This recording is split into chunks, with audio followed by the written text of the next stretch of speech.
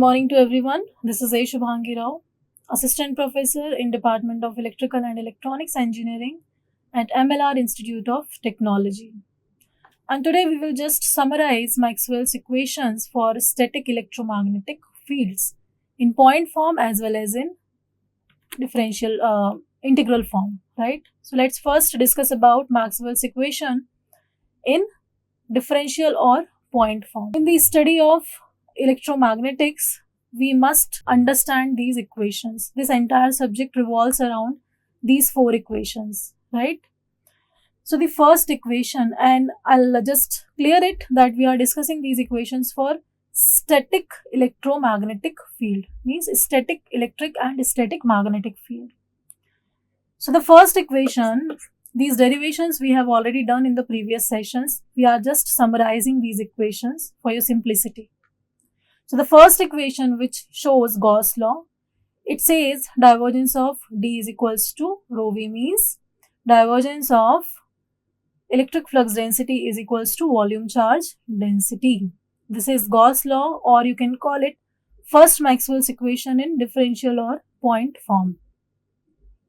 Now let's move to second Maxwell's equation, which says the conservation of electric field.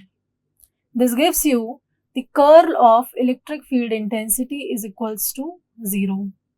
Del cross E is equals to 0. Now let's discuss third equation. This is Ampere-Circuital law. According to Ampere-Circuital law, the curl of magnetic field intensity is equals to current density, which says del cross H is equals to J. If we see fourth equation, it says divergence of B is equals to 0, which we have seen in exactly previous session.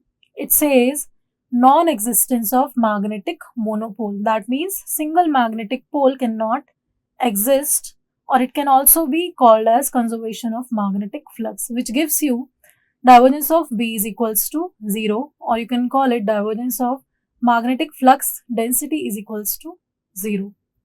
So these four equations, four Maxwell's equations, are here shown in differential form, or we can call it point form.